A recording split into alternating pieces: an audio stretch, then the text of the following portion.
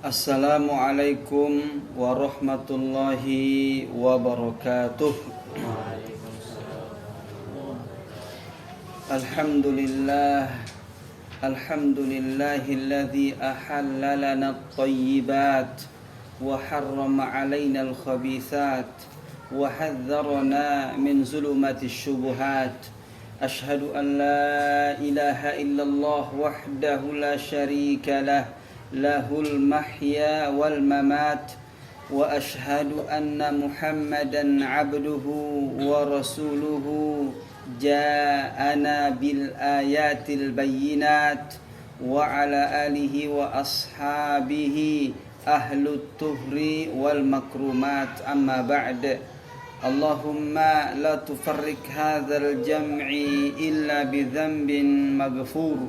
Allahumma arhamna bi rahmatik wa tub alaina innaka antat tawwabur rahim. Alhamdulillah, kita bersyukur kepada Allah Subhanahu wa taala. Begitu besar nikmat, begitu banyak karunia-Nya. Mudah-mudahan Allah menjadikan kita hambanya yang pandai bersyukur. Salawat beserta salam semoga tetap kita sampaikan kepada Nabi kita, yaitu Nabi Muhammad sallallahu alaihi wasallam. Kita doakan keluarga, sahabat serta seluruh kaum muslimin yang tetap istiqomah di bawah naungan Al-Quran dan As-Sunnah. Alhamdulillah, pada kesempatan yang berbahagia ini kita akan memulai kegiatan kita, yaitu pelatihan atau belajar melakukan hijamah atau berbekam. Baik, kita akan mulai. Yang pertama adalah apa sih sebenarnya hijamah itu? Apa sebenarnya bekam itu? Bekam ini ya. Jadi kalau bekam itu adalah bahasa Melayunya ya. Bahasanya orang Malaysia juga bekam ya. Kalau bahasa kita di sini kop namanya, cantuk bahasa Melayunya. Bahasa Arabnya, bahasa Nabi kita hijamah ya. Bahasa Nabi kita adalah hijamah ya. Apa yang dimaksud dengan hijamah itu berasal dari kata hajama ya. Hajama al-hajmu artinya adalah al-massu. Al-massu itu artinya adalah nyedot ya. Al-massu itu artinya adalah nyedot ya, atau menghisap. Ada ungkapan mengatakan hajamas sabiyyu thadiya ummihi. Anak itu menyedot susu ibunya. Ini nyedot, namanya nyedot ya, bekam itu nyedot ya. Jadi menghisapnya, atau disebut juga kaping ya, kop, cantuk dan lain-lain ya. Sementara menurut KBBI 2007, bekam adalah mengeluarkan darah dari badan orang dengan menelungkupkan mangkok panas. Dulu pakai mangkok panas dia. Jadi pakai api ya untuk penyedotnya. Sekarang sudah alatnya udah canggih, ada sedotannya ya. Nanti kita praktek ya. Pada kulit ya, sehingga kulit menjadi bengkak. Nanti ada bengkak, dia naik kulitnya ketika disedot itu. Kemudian digores dengan benda tajam supaya darahnya keluar. Ini bekam ini ya. Bisa pakai silet, bisa pakai pisau bedah namanya bisturi, atau pakai jarum ya. Digores sedikit supaya mengeluarkan darah. Ini makna daripada bekam itu sendiri ya. Hijamah, bahasa Nabi kita, terkenalnya, populernya adalah bekam. Jadi kalau mana yang bagus ya, kita bisa menggunakan nama Nabi kita hijamah. Kayak sholat tuh, ada orang bilang sembahyang, tapi kita makanya sholat. Sholat tuh bahasa Arab. Puasa, saum, bahasa Nabi kita saum, bahasa kita puasa ya. Jadi bahasa yang terkenalnya saat ini adalah bekam, tapi bahasa Nabi kita adalah hijamah ya. Bahasa Nabi kita adalah hijamah. Dalil-dalilnya, kita bicara dalil-dalilnya sekarang. Dalil-dalil tentang hijamah atau bekam ini dari Sa'id bin Jubair, dari Ibnu Abbas radhiyallahu anhum, dari Nabi sallallahu alaihi wasallam, Nabi bersabda, "Asy-syifa'u fi thalathatin." Kesembuhan itu terdapat 3 hal. Pertama, syurbati asalin, minum madu. Yang kedua, syurtatu mihjamin, sayatan pisau bekam. Alat bekam mihjam itu, kalau kita belajar ilmu bahasa Arab itu isim alat. Miftah, kunci. Mihjam, miftah itu alat pembuka. Mihjam ini alat penyayatnya, alat penghisapnya, ya. Alat penghisapnya. Jadi namanya mihjam, ya. Nah, kemudian wakayyatinar, dan menggunakan kai. Wa anha ummati anil kai. Nabi mengatakan, saya melarang umat saya melakukan kai. Kai itu pemanasan dengan besi panas, ya. Beliau juga bersabda, Nabi kita sallallahu alaihi wasallam, "Inna amthala ma tadaitum bihi al-hijamah wal fasl." Pengobatan yang paling ideal bagi kalian adalah hijamah dan pasdu. Nah, ini saya bolak-balik, ya, buka kitab Sahih Bukhari, atau saya buka kitab Fathul Bari, syarah dari Sahih Bukhari. Nah, ini dijelaskan, ya. Jadi Imam Bukhari itu membuat sebuah bab, namanya adalah Kitabut Tibb, yaitu kitab yang membahas tentang pengobatan. Nah, ini hadis ini dicantumkan oleh beliau. Jadi ini adalah hadis sahih, ya. Hadis sahih, hadisnya ada di dalam kitab Sahih Bukhari. Saya baca di dalam kitab Fathul Bari, syarah daripada Sahih Al-Bukhari. Jadi Nabi mengatakan kesembuhan itu terdapat pada 3 tempat. Yang pertama adalah syurbatu asalin, minum madu. Yang kedua adalah syurtatu mihjamin, sayatan pisau bekam. Wakayyatinar, dan manasan dengan api kai, melakukan kai, ya. Wa anha ummati anil kai, aku melarang umatku melakukan kai. Kita lanjutkan berikutnya. Dalil-dalil berikutnya adalah Nabi sallallahu alaihi wasallam, "Inna khaira ma tahjamuna fihi yawma 17 wa yawma 19 wa yawma 21." Sesungguhnya sebaik-baik waktu di hijamah itu adalah tanggal 17, 19, tanggal 21 bulan Hijriah. Bukan Masehi, ya, tapi adalah Hijriah, ya. Kana Rasulullah sallallahu alaihi wasallam yahtajimu fil akhda'ain wal kahil. Adalah Nabi kita berbekam di akhda'ain. Akhda'ain itu adalah urat leher. Nanti kita praktik, ya. Jadi di sini Nabi kita pernah dibekam. Nah, Nabi kita pernah dibekam di sini, kemudian di kahil. Nabi kita pernah dibekam di kahil, ya. Nanti kita pas praktiknya nanti saya jelaskan titik-titiknya, tapi ini kita bicara dalilnya. Nabi Shallallahu Alaihi Wasallam berpekam di titik itu. Kemudian beliau juga mengatakan, manihtajama, barang siapa yang berhijamah, ya, pada tanggal 17, 19, 21, maka itu adalah kesembuhan dari segala macam penyakit. Kata Imam Ibnul Qayyim Al-Jauzi di dalam kitab Zadul Ma'ad di jilid yang keempat, di bab At-Tibbun Nabawi, beliau mengatakan penyakit-penyakit yang kaitannya dengan darah. Nah, penyakit-penyakit yang berkaitan dengan darah. Kita lanjutkan. Dalilnya berikutnya adalah, ini banyak dalilnya, ya. Berbekam dilakukan sebelum makan pagi di saat perut kosong. Memang tidak boleh terlalu lapar, nanti lemes, ya. Biasa saja. Jadi bagusnya memang idealnya di saat perut kita sedang kosong, ya. Padanya mengandung kesembuhan dan barokah. Ini Nabi yang menyebutnya adalah keberkahan, ya. Keberkahan. Jadi berbekam pada saat itu adalah mengandung keberkahan, ya. Menambah kecerdasan otak, kekuatan menghafal. Nah, kekuatan menghafal. Nah, nanti kita bahas titik-titiknya di mana, ya. Oleh karena itu berbekamlah kalian pada hari Kamis. Ini di anjuran berbekam pada hari Kamis ya. Hindarilah berbekam pada hari Rabu, Jumat, Sabtu dan Ahad. Berbekamlah kalian pada hari Senin, Selasa. Jadi yang Senin, Selasa, Kamis. Ya. Ini berdasarkan hadis ini Senin, Selasa, Kamis. Jangan berbekam pada hari Rabu, jangan juga berbekam pada hari Jumat, Sabtu, Ahad. Tetapi kata Imam Ibnul Qayyim Al-Jauzi, kapanpun bekam itu bagus ketika dibutuhkan.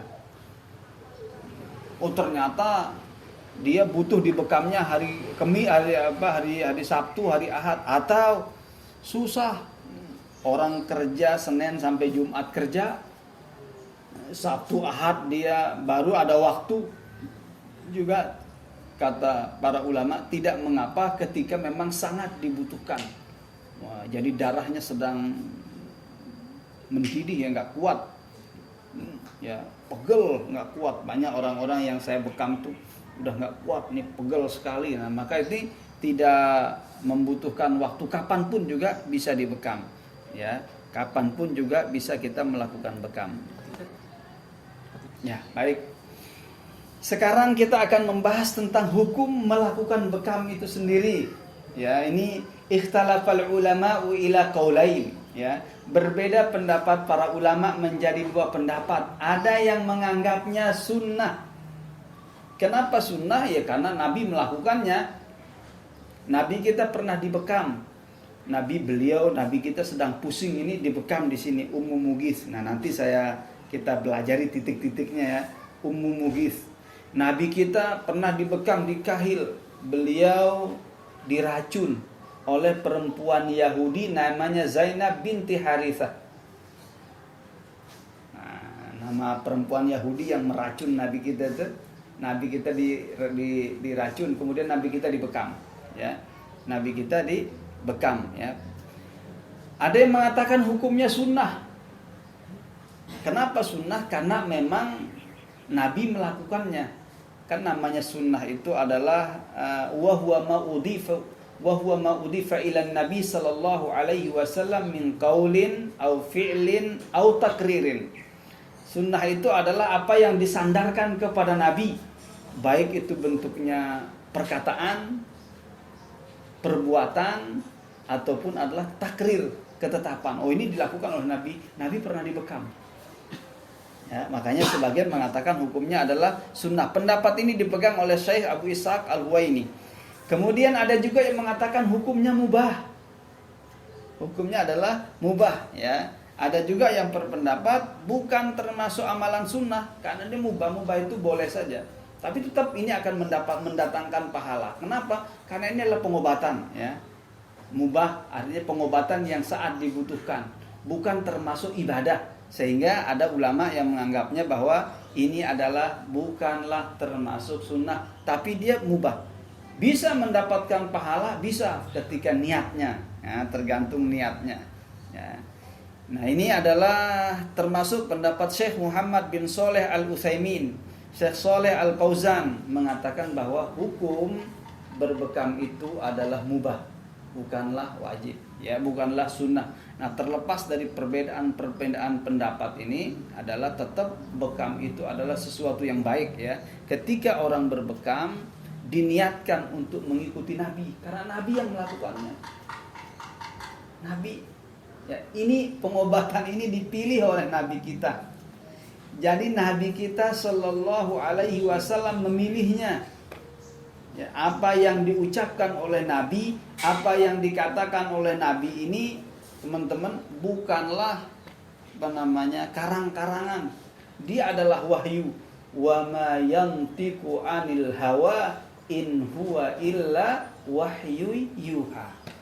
Nabi kita tidak ngomong menggunakan hawa nafsunya, tetapi itu adalah wahyu.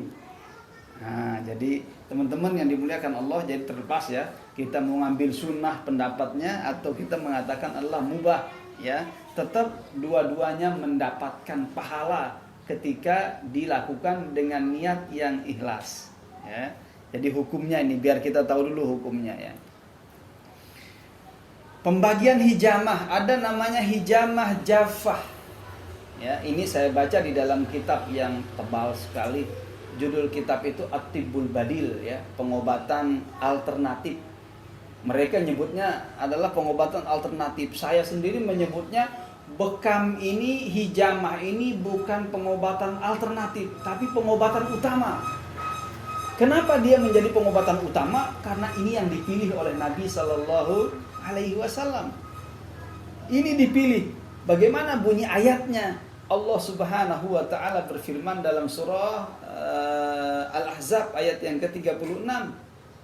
Wa ma kana lil mu'minin wala mu'minatin idza qadallahu wa rasuluhu amra ayyakuna lahumul khiyaratu min amrihim.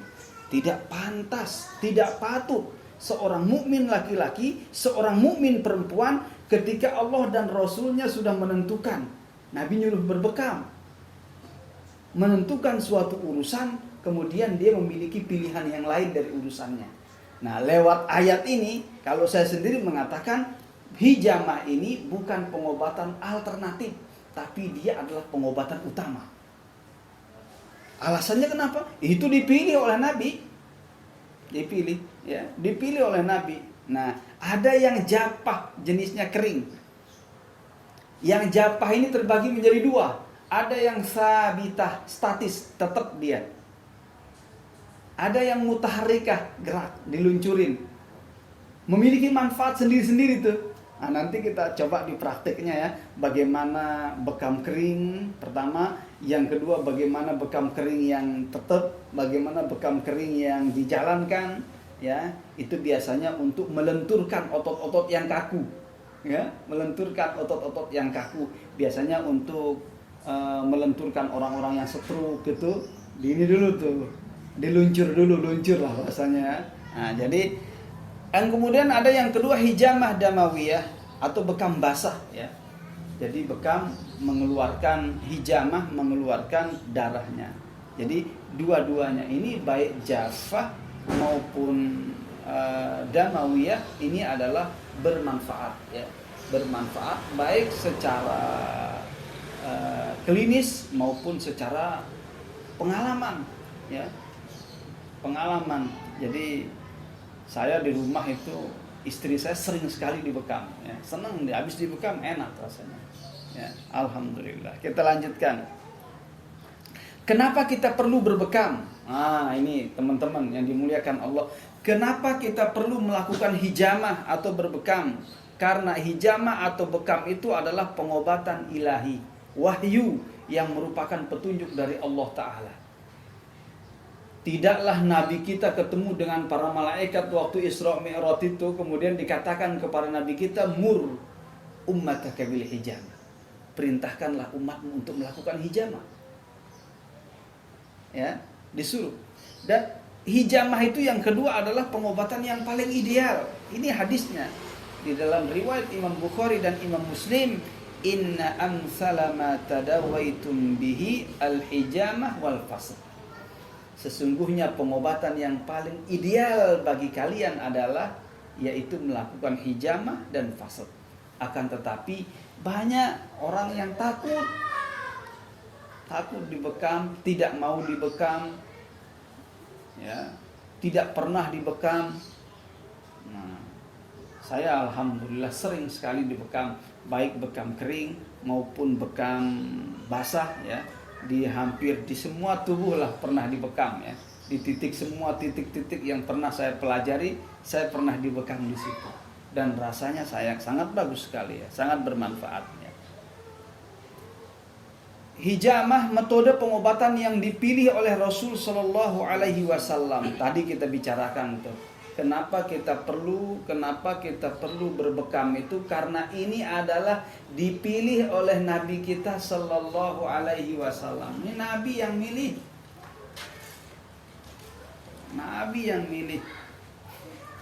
Nabi di hijamah, Nabi kita dibekam, ya. Riwayatnya banyak sekali yang menjelaskan itu, dan ini ayatnya, wa ma kana lil mu'minin wala mu'minatin idza qadallahu wa rasuluhu amra ayyakuna lahumul khiyaratu min amrihim. Tidak patut bagi laki-laki mukmin dan tidak pula patut bagi perempuan yang mukminah apabila Allah dan Rasulnya telah menetapkan suatu ketetapan akan ada baginya mereka pilihan yang lain tentang urusan mereka. Saya tidak mau dibekam, saya nggak mau dibekam. Nabi dibekam, dipilih, bekam itu dipilih oleh Nabi. Ya teman-teman yang dimuliakan Allah. Salah satunya, makanya dalam hadis yang lain Nabi Shallallahu Alaihi Wasallam bersabda, hadis dari Abu Darda diriwayatkan oleh Imam Abu Dawud, Innallaha anzala da'a wa dawa wa ja'ala likulli da'in dawa fatadawau wa la tadawau biharamin. Nah, jadi apa kata Nabi kita? Allah menurunkan penyakit itu berbarengan dan menurunkan obatnya. Disuruh kita fatadawau, berobat kalian. Yang penting wala tadawau biharamin. Jangan kalian berobat dengan cara yang haram. Diajarkan caranya oleh Nabi kita. Pengobatan yang paling ideal adalah al-hijamah. Pengobatan hijamah. Jadi teman-teman yang dimuliakan Allah Subhanahu wa taala, ini sangat bagus sekali ya. Beberapa titik titik Mughith namanya. Mughith itu di ubun-ubun, posisinya di sini. Ini di sini. Jadi kita tarik lurus ini dari ujung telinga kita nih, tarik garis lurus. Kemudian tarik dari sini, ketemunya di sini nama ubun-ubun.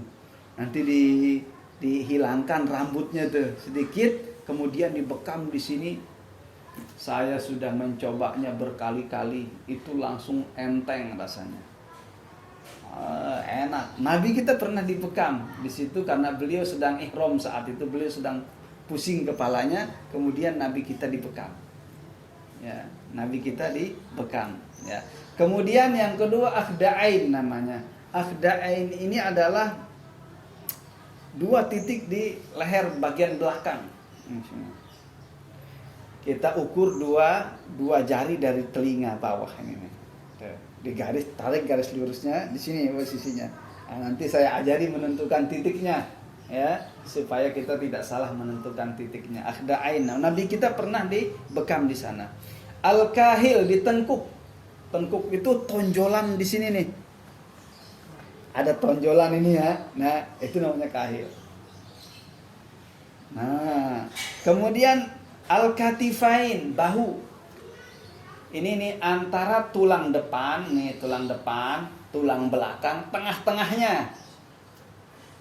Tuh, di sini dibekam. Nanti kita ukur dengan alat-alat bekamnya ya. Kemudian ala warak di atas punggung ini di bawah.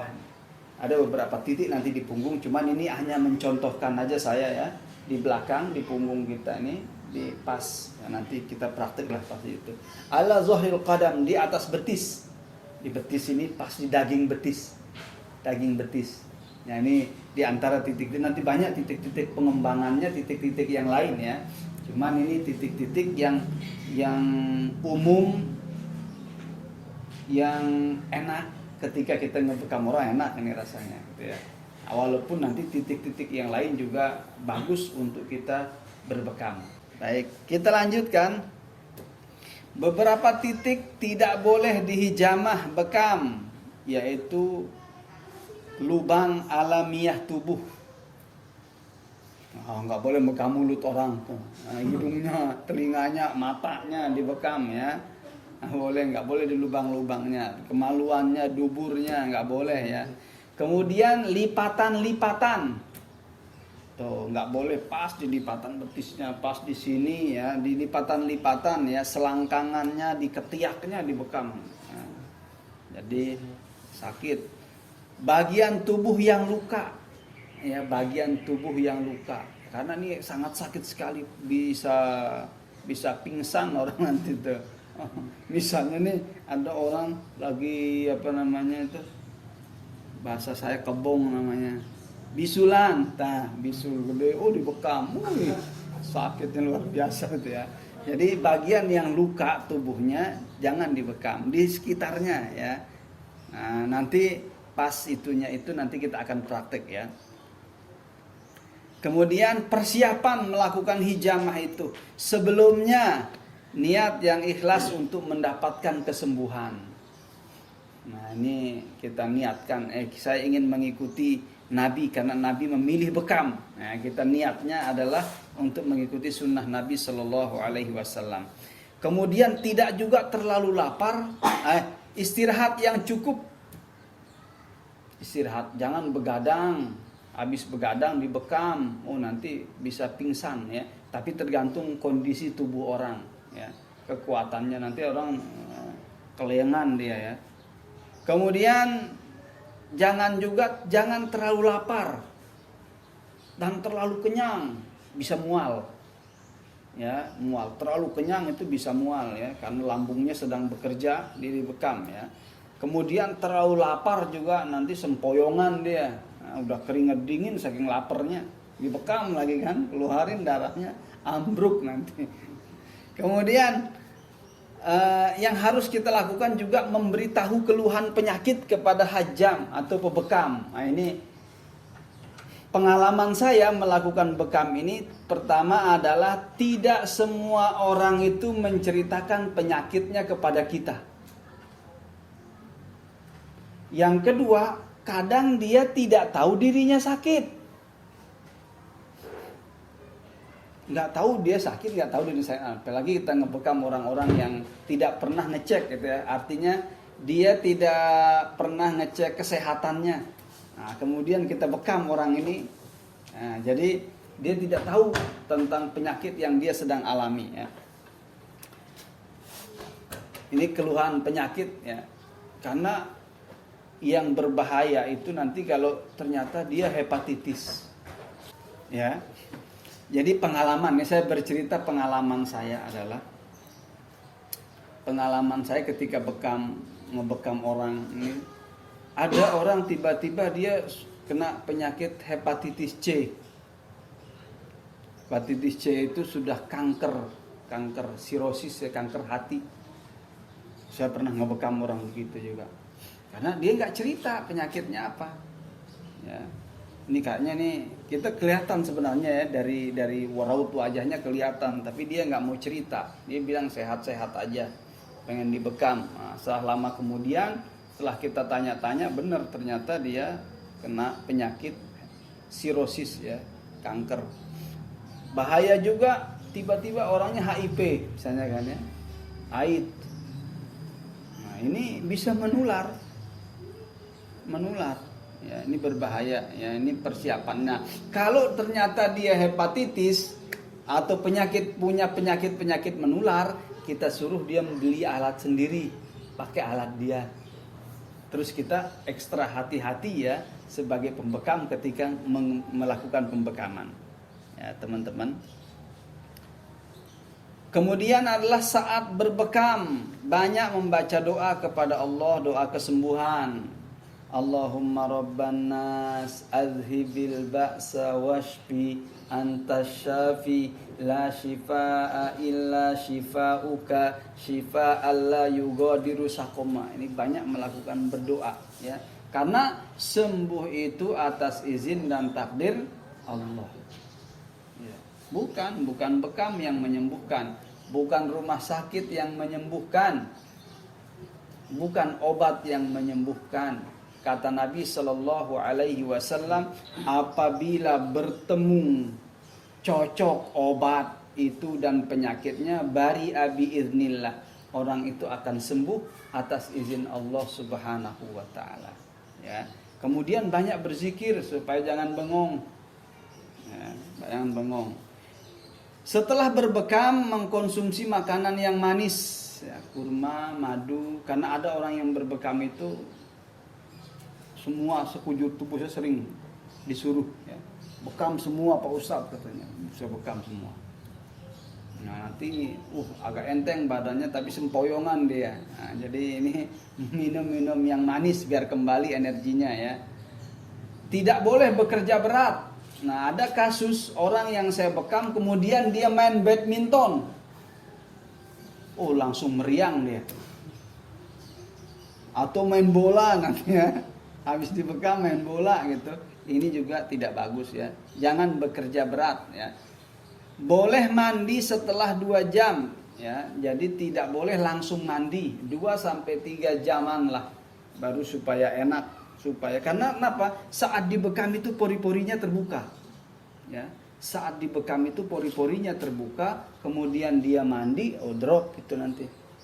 Ya, drop ya, jangan mandi langsung, tunggu 2-3 jam ya. Tidak berhubungan suami istri ya selama 24 jam. Ini ada kasus-kasus tertentu, tapi bagi orang yang kuat fisiknya ya tidak apa-apa. Manfaat, ini kita bicara manfaat daripada hijamah ya, mengeluarkan racun atau zat berbahaya dalam tubuh. Nah, dengerin, saya kasih tahu ya, saya kasih tahu. Bekam ini kaitannya dengan darah, kaitannya dengan pembuluh darah. Manusia ini memiliki pembuluh darah 2. Yang pertama namanya pembuluh darah arteri. Yang kedua pembuluh darah vena. Kemudian sambungan pertemuan antara pembuluh arteri dan pembuluh darah vena ini ada pembuluh yang kecil-kecil namanya kapiler. Nah, ini yang sering nyumbat. Kalau laut kan nggak nyumbat, kalau sungai nggak nyumbat, kalau got sering nyumbat. Yang kecil-kecil ini sering nyumbat dia. Nah, makanya itu dikeluarkan. Ya, sumbatan-sumbatannya ya. Tuh, di sini nomor 2, mengurai sumbatan-sumbatan dalam pembuluh darah. Ini manfaatnya hijamah itu. Ya, diurai kembali dia. Karena memang dia sudah tidak elastis lagi. Manusia ini makannya kan tidak semuanya jadi itu ya. Makanan ini sebagiannya adalah racun, apalagi makanan sekarang itu. Makanan sekarang ini kebanyakannya adalah racun, justru sampah ya. Makanya kalau orang sekarang nggak rajin berbekam, ini bisa berakibat bahaya. Kalau orang-orang dulu kan masih alami makanannya. Ini orang sekarang ini makanannya banyak sampahnya ya. Melancarkan peredaran darah ya, karena tadi pembuluh darah ini yang mengantar makanan, mengantar oksigen ya, makanan ke dalam seluruh sel-sel tubuh kita ya. Nah, begitu dibekam dia akan terjadi regenerasi ya, pembentukan sel darah merah yang baru, yang muda.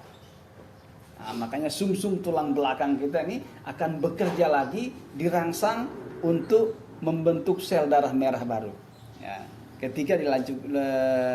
ketika melakukan pembekaman. Meringankan badan. Tadi berat-berat rasanya habis dibekam enteng ya. Saya waktu dulu setiap bulan dibekam karena saya bekerjanya di tempat bekam ya. Bekerja di tempat bekam ya, sebulan sekali itu sama teman-teman kita bekam-bekaman. Enteng, habis dibekam itu benar-benar enteng rasanya. Mantep lah pokoknya. Kemudian meningkatkan kualitas tidur. Ini saya sama keluarga di rumah, istri saya dibekam, habis dibekam tidur dia. Enak ya, kualitas tidur enak pokoknya tidurnya. Ya, ini yang pengalaman saya yang terjadi gitu ya. Jadi begitu habis dibekam itu enak tidurnya. Ya, mantep ya. Kemudian menghilangkan kecemasan, depresi. Ada orang-orang yang emosi tinggi, coba aja dibekam ya. Walaupun dia nggak percaya, ada orang nggak percaya, nggak apa-apa sini dibekam, nggak apa-apa nggak percaya sini dibekam gitu. Setelah dia tahu rasanya enak ya, hilang. Jadi fresh rasanya. Ini yang saya alami ya. Jadi rasanya itu adalah fresh ya. Kemudian menyembuhkan berbagai penyakit baik medis ataupun non medis. Kalau medisnya seperti darah tinggi, kolesterol, migrain, orang yang kena sihir. Tuh, saya bekam. Orang-orang yang kena sihir juga bagus. Kenapa? Karena jin itu adanya di aliran darah. Nabi Shallallahu Alaihi Wasallam bersabda, Inna syaitan yamfiru minal bait, inna syaitan yajri min ibni Adam majrad dam. Sesungguhnya syaitan di tubuh manusia itu di aliran darahnya. Makanya ketika dia dihijamah itu meringankan, bahkan menyembuhkan orang-orang yang kena sihir atau orang-orang yang kemasukan setan. Ya. Saya beberapa kali mempraktekannya langsung ya. Langsung itu maksudnya adalah saya bilang kepada orangnya, sebelum dibekam coba cek gula darah Bapak, dicek ya, tinggi gula darahnya. Habis dibekam 10 menit kemudian setelah dibekam saya suruh cek gula darahnya sekarang, langsung turun. Ya, langsung turun. Nah ya, jadi teman-teman yang dimuliakan Allah Subhanahu wa taala, ini sangat bermanfaat. Hijamah ini sangat bermanfaat ya. Sampai sekarang semalam nih istri saya bekam. Enak badannya, enteng habis dibekam ya. Efek samping terapi hijamah atau bekam ya, walaupun banyak manfaatnya, ada juga efek sampingnya. Yang pertama, kulit memar. Jadi kulit ini beda-beda ya. Ada yang kulitnya itu agak tebal, ada yang tipis, ada yang sensitif ya, ada yang memar, ada yang melepuh karena kelamaan. Tuh kelamaan nggak tahu ukuran karena nggak pernah belajar, dilama-lamain aja, melepuh itu nanti muncul ya. Kemudian pusing, lemes, ini juga beberapa kasus. Biasanya adalah kalau ngebekamnya menggunakan pisau atau menggunakan silet kedalaman, terlalu dalam ya, itu biasanya lemes, nanti itu biasanya pusing ya. Nah, itu tapi kalau udah biasa enggak, maksudnya kalau ada juga orang yang efek sampingnya itu keluar keringat dingin ya. Saya sudah bilang, saya sudah biasa ngebekam Pak gitu, cuman karena dia tidak terbiasa dibekam, begitu dibekam keluar keringat dingin, belum dikeluarin darahnya, udah Pak, katanya. Jadi dia ketakutan deh. Ada yang begitu ya. Bengkak, ada yang habis dibekam akan bengkak dia tuh, agak lama ya. Ada yang rasa tidak nyaman di area kulit yang dibekam, nggak nyaman rasanya, kok berasa itu ya, berasa baal gitu ya, nggak nyaman rasanya dibekam gitu ya. Cuman itu tidak bermasalah. Terus penularan penyakit, nah ini sekali lagi ya harus hati-hati kita. Makanya kalau jadi tukang bekam itu mesti fit badannya dulu. Mesti fit ya, badan kita pertama mesti fit ya. Terus yang kedua adalah menjadi pembekam ini rawan nular. Tadi kita nanya-nanya dia penyakitnya apa. Tuh, tadi kalau ternyata dia memiliki penyakit yang menular, kita jangan menggunakan alat yang kita punya. Menggunakan, suruh dia beli alat, biar dia pakai sendiri aja itu alatnya. Nah, ini penularan penyakit ya. Tadi seperti yang saya bilang, tidak semua orang cerita penyakitnya kepada kita. Kadang dia tidak tahu dirinya sedang sakit, terus dia minta dibekam. Nah, ternyata adalah itu menular ya. Baik, kita lanjutkan berikutnya. Orang yang tidak boleh dibekam, lansia, karena udah lemes ya. Tergantung fisik juga. Ada teman saya, dia ngebekam neneknya usianya 90 tahun. Ya, tapi karena beda kan setiap orang fisiknya tadi beda-beda. Kita ngukur sendiri fisik orang itu. Kemudian wanita hamil. Ya, lemah nanti. Wanita yang sedang menstruasi karena dia sedang mengeluarkan darah ya, di saat sedang deres-deresnya itu nggak boleh dibekam ya, kecuali kalau udah nggak keluar ya.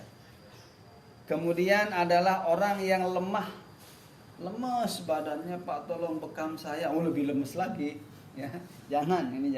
Atau orang yang demam, jangan dibekam. Orang yang sedang demam ya, demam, badannya panas ya, biasanya nanti kita tensi dulu ya.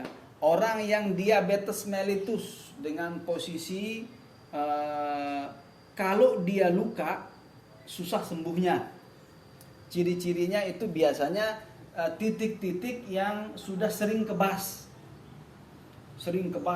Nah ini bahaya itu, nanti agak susah Apalagi kita pakai sayatan ya, nanti luka, takutnya nanti susah sembuhnya ya. Orang yang memiliki penyakit kulit yang parah juga jangan dibekam ya.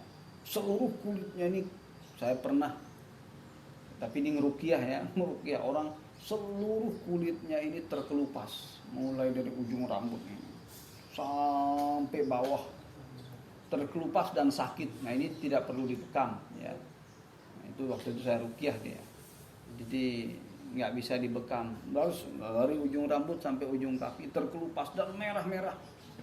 Dia bilang selain gatal sakit katanya, ini jangan dibekam ya.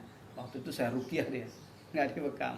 Nah, jadi ada yang tidak boleh juga orang dibekam ya.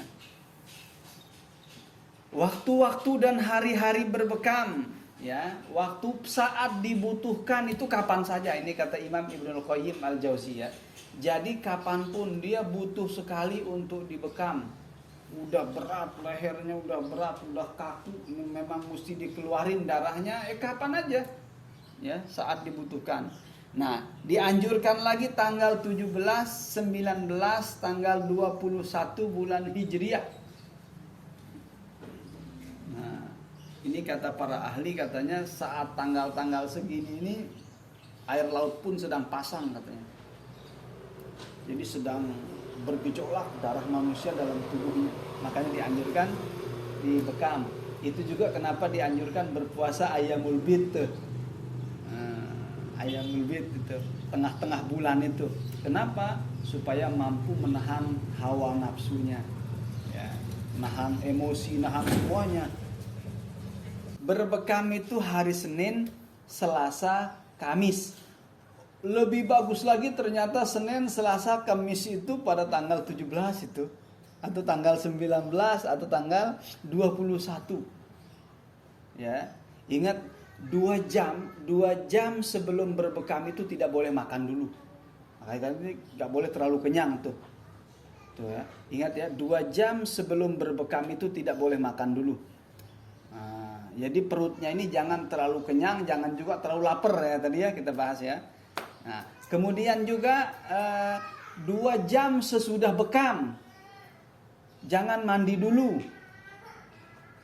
Ingat ya, saya ulangi, 2 jam sebelum berbekam jangan makan dulu.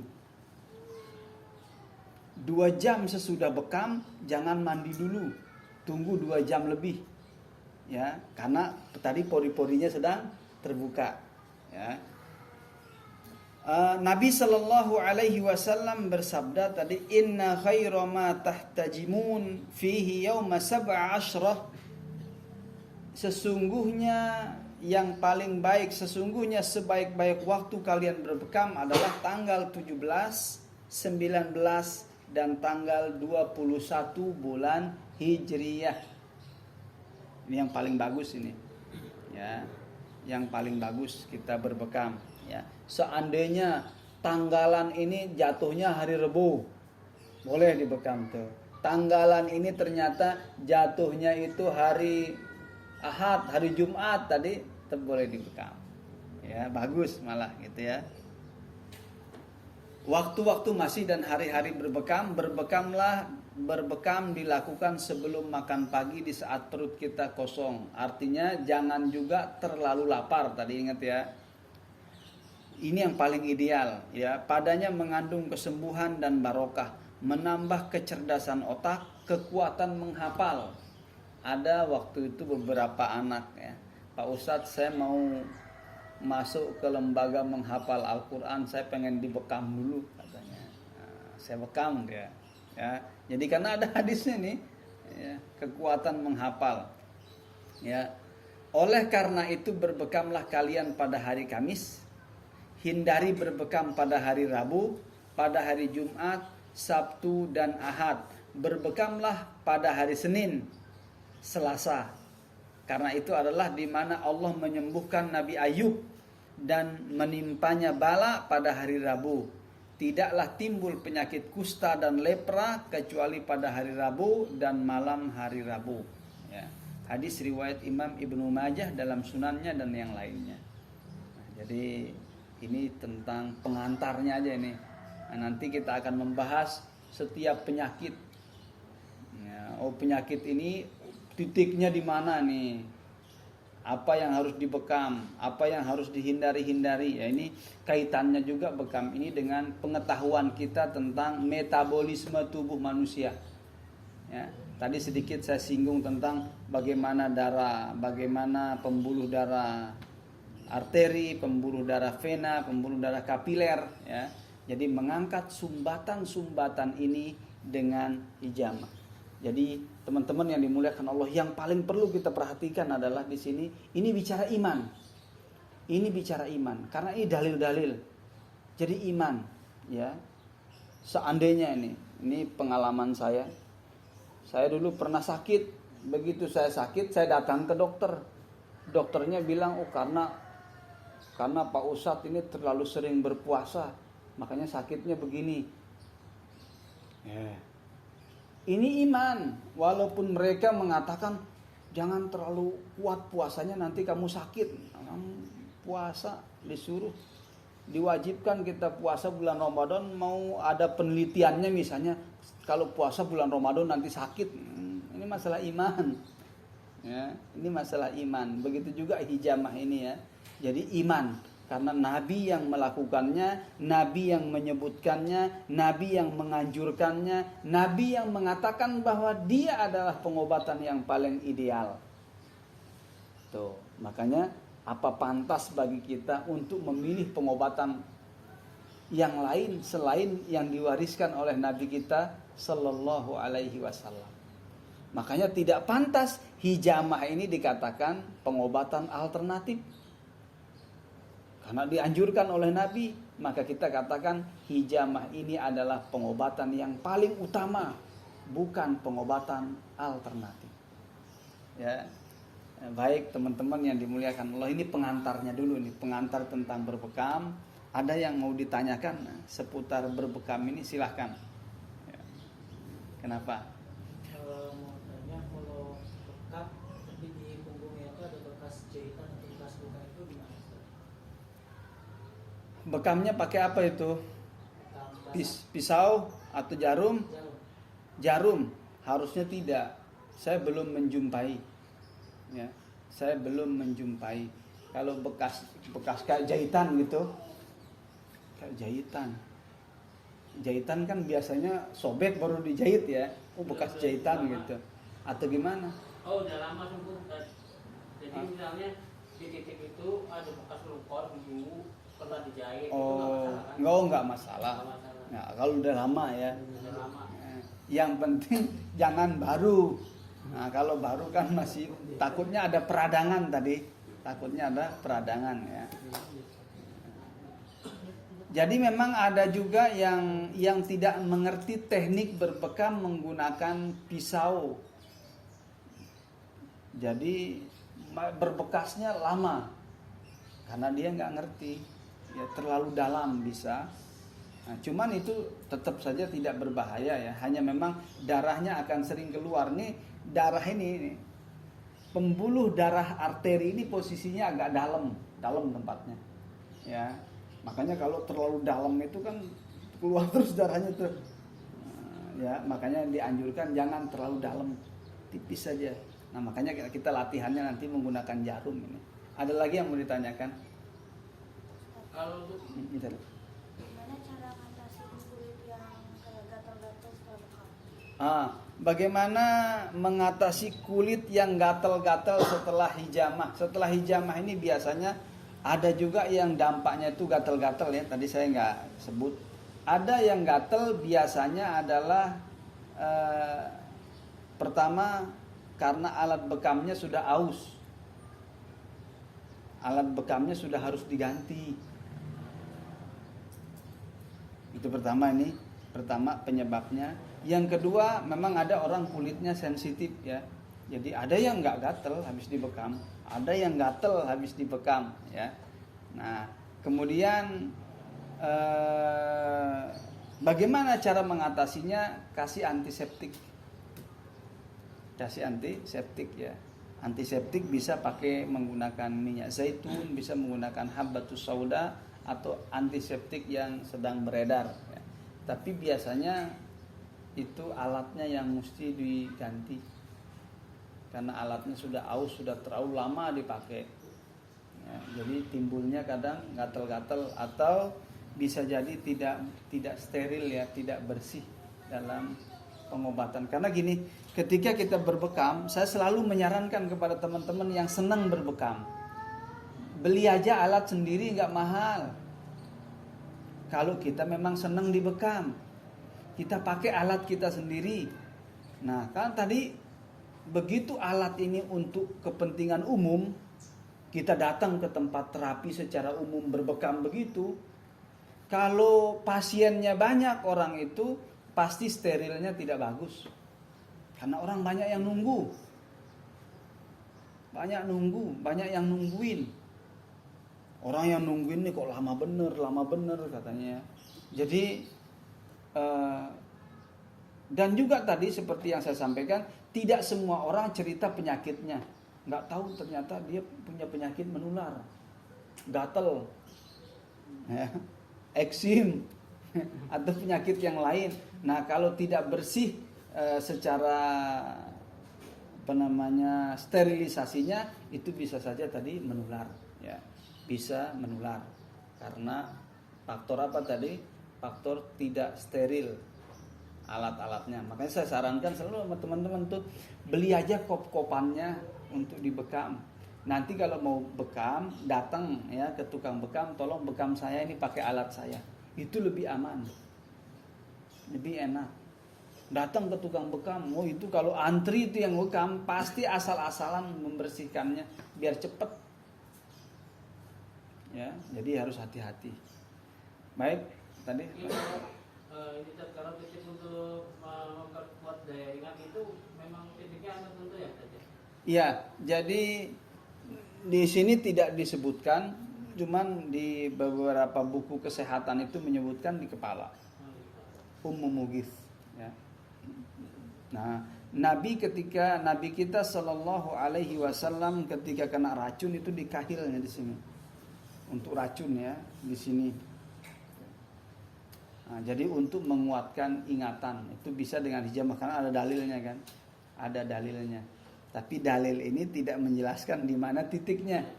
Nah, tapi para ahli mengatakan dia posisinya di Mughith. Ada lagi yang mau ditanyakan? Kalau tidak ada, kita praktek ini. Nah, kita praktek.